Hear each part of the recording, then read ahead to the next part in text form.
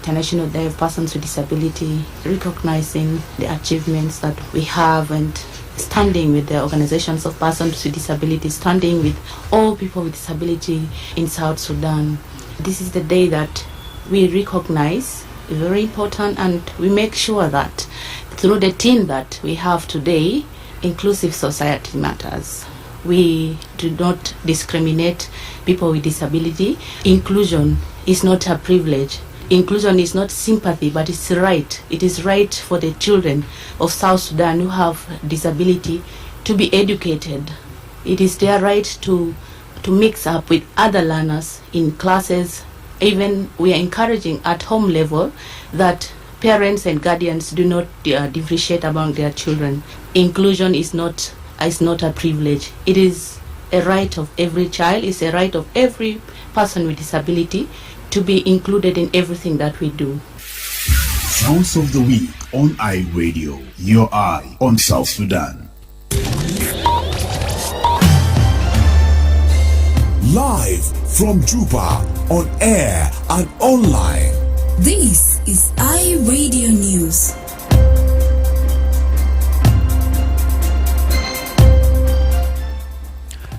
Hello, this is iRadio Afternoon News. First, here are the headlines.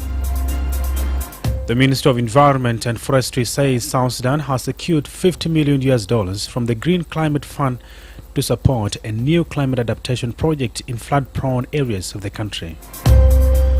A civil society activist has urged the government to implement urgent and long-term measures to protect traders and market infrastructure following Monday's fire outbreak at Customs Market in Juba.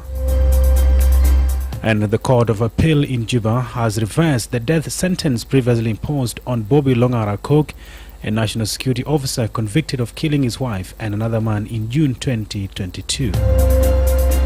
These stories and more coming to you in this news bulletin with me, Wol Mapal, and now the news in detail. The Minister of Environment and Forestry says South Sudan has secured $50 million from the Green Climate Fund to support a new climate adaptation project in flood-prone areas of the country.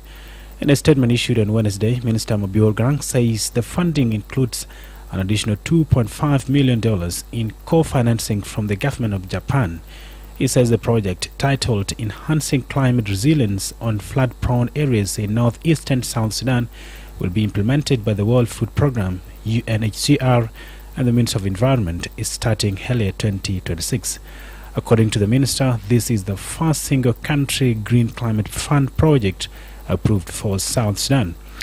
The large-scale initiative targets vulnerable communities in northern Bahar Ghazal and Warabi states. It aims to improve climate resilience through better water management, sustainable agriculture, and stronger disaster risk systems. The project also prioritizes displaced people and host communities. Garang described the investment as a major step in helping South Sudan respond to climate shocks and build resilient communities.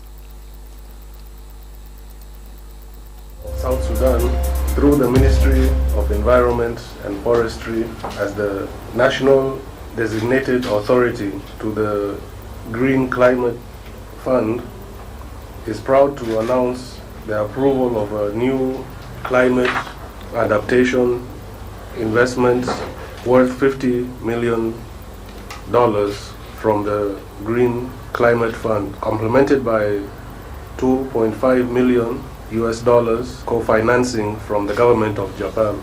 The project enhancing climate resilience in flood-prone areas is northeastern South Sudan, will be jointly implemented by the World Food Programme, UNHCR, the UN Refugee Agency, and the government of South Sudan through the Ministry of Environment and Forest, with implementation expected to commence in early 2026.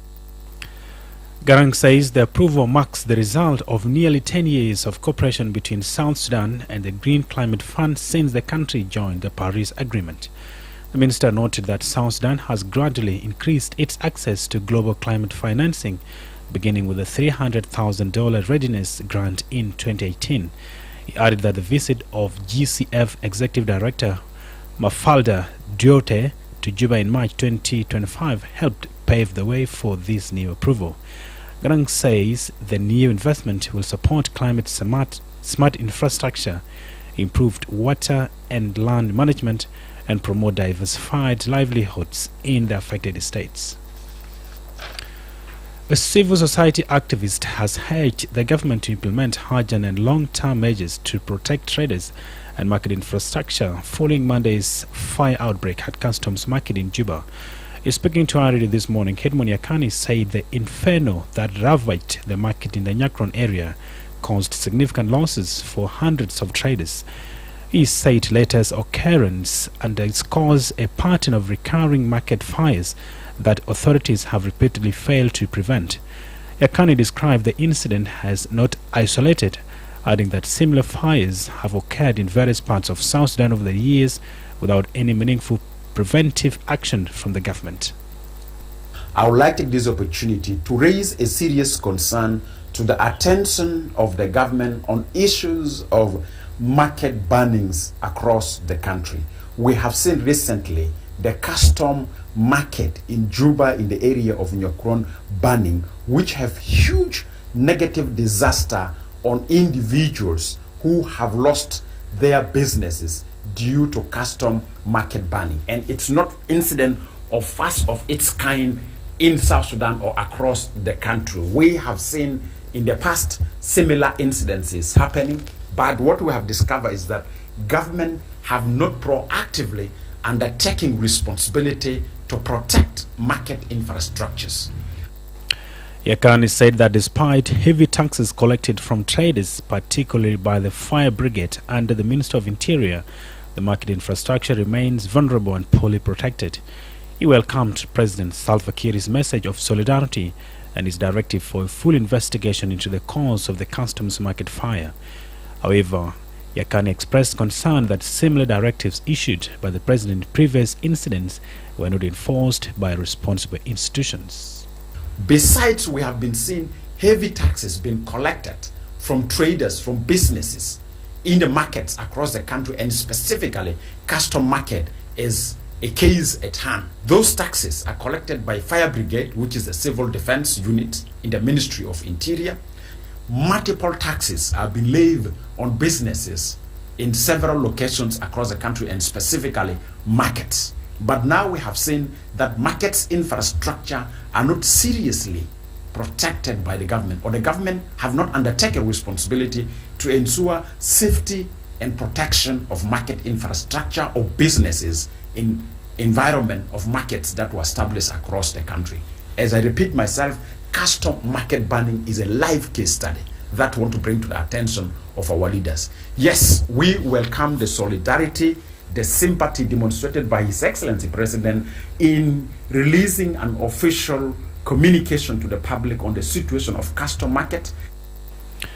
Yakani proposed a long-term strategy in which fire brigade units establish permanent offices within major markets nationwide to ensure rapid response and prevent large-scale disasters such as the customs market fire.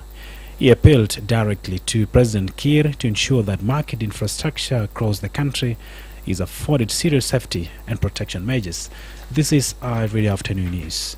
The Court of Appeal in Juba has reversed the death sentence previously imposed on Bobby Longara Cook, a national security officer convicted of killing his wife and another man in June 2022. Madrama James files more on this story.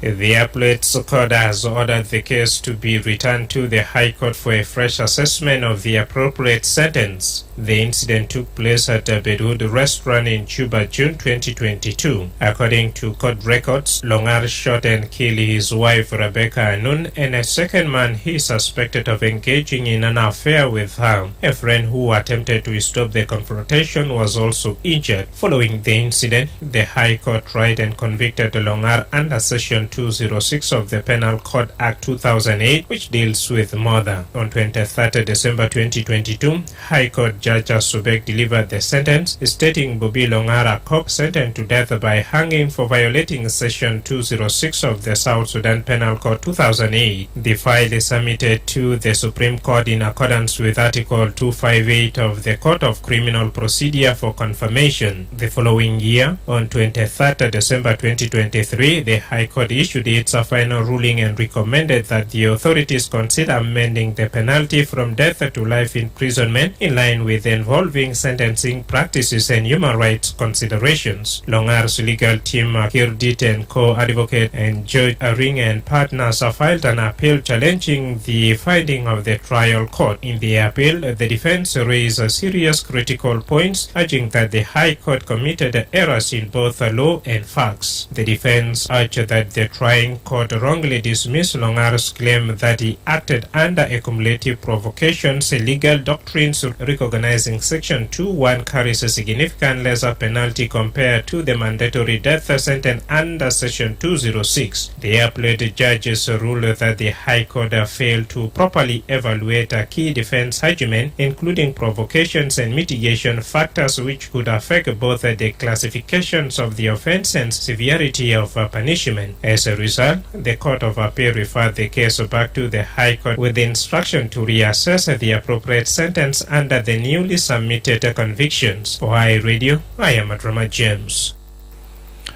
Thank you so much, Madrama James, for that report. The National Police Service spokesperson says growing lawlessness, interference and intimidation against police officers and investigators are undermining the country's criminal justice system.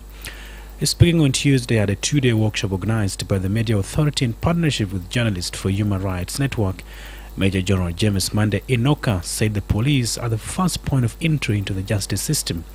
However, the operations are increasingly blocked by armed civilians and members of organized forces who resist arrest or disrupt lawful duties.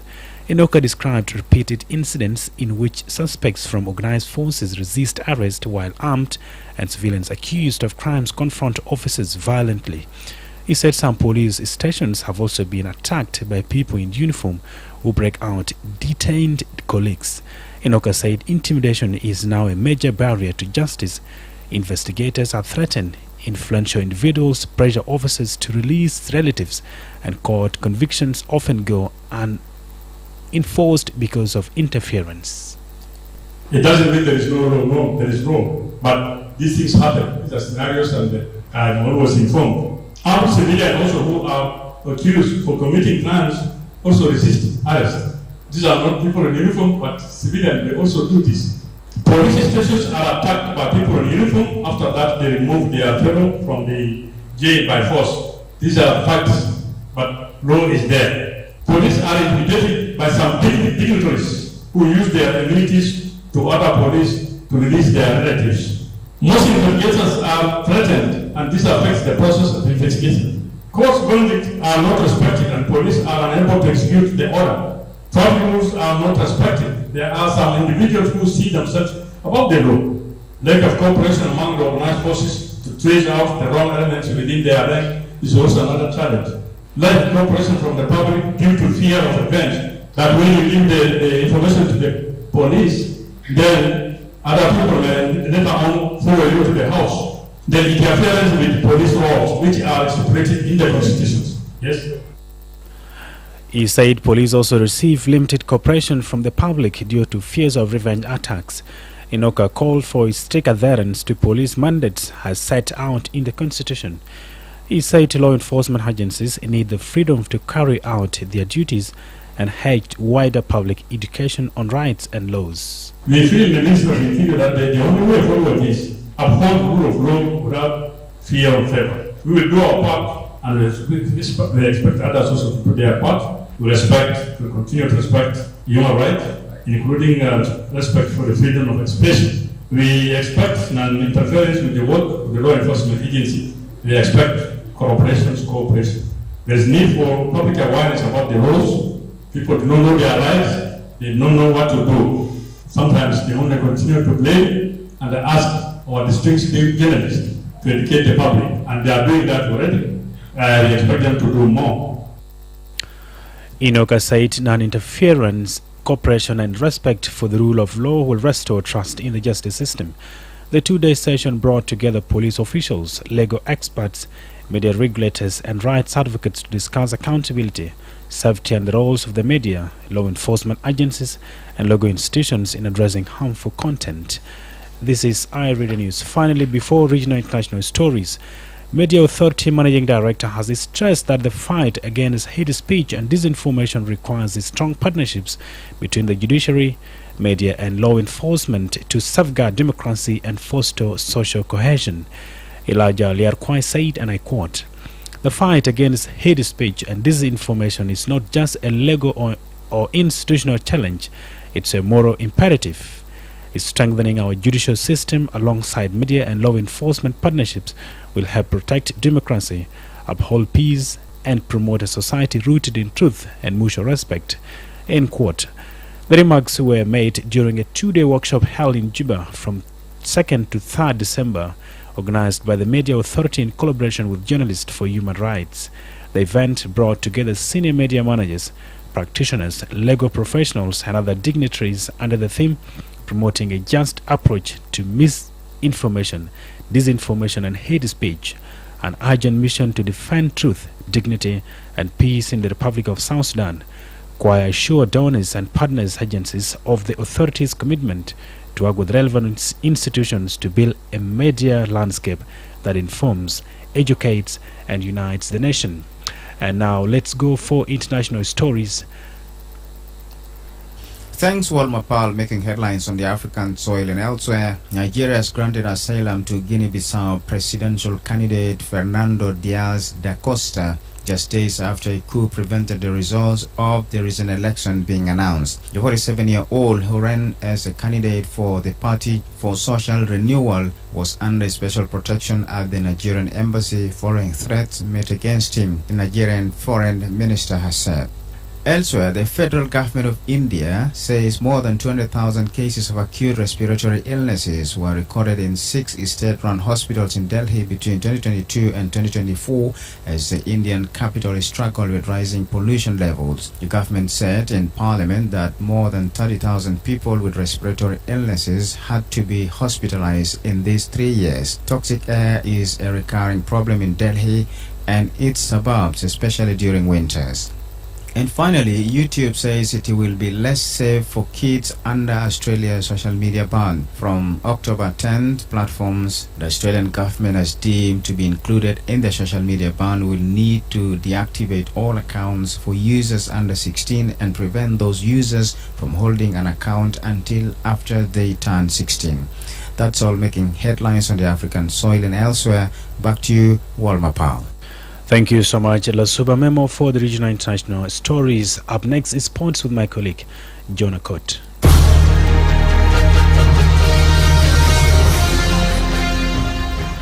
In sport, the South Sudan Premier League enters another decisive day as Korean prepare to host a red-hot Jamus SC in the round of 10 this evening. Korean come into the match sitting at number 8 in the table with 11 points, a team that has shown resilience but not yet the consistency needed to break into the league upper rank. Their season has been defined by talented constants and even goal record of 18 score and 18 conceded, and a recent run that include a vital draw and a much needed win to keep them away from the lower end of the table. Jamus arrived in far-safer form with a 6 win and 1 draw from just 7 matches. They have been one of the most explosive sides in the competition. A victory today will move them even closer to the top 3, where Qatar FC continue to lead the league unbeaten on 23 points and followed closely by El Merreikh Bentiu with 22 and Holy Family FC on 20.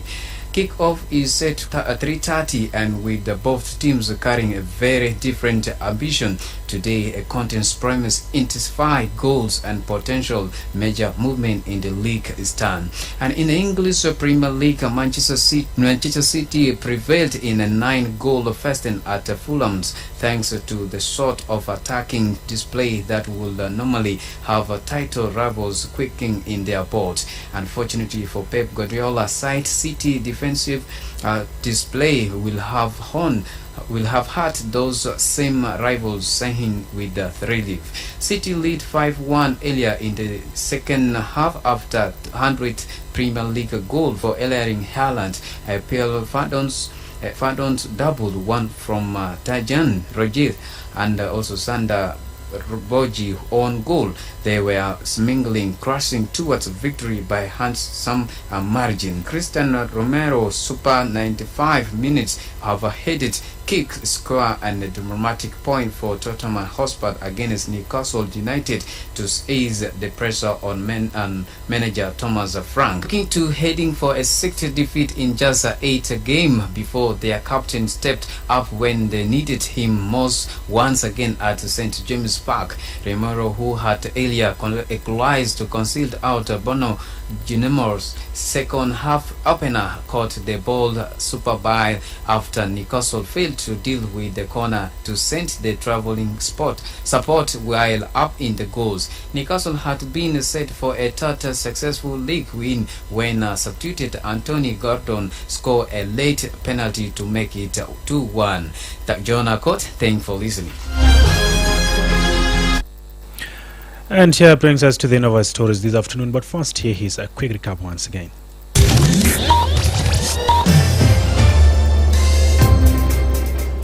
The Minister of Environment and Forestry says South Sudan has secured $50 million from the Green Climate Fund to support a new climate adaptation project in flood-prone areas of the country.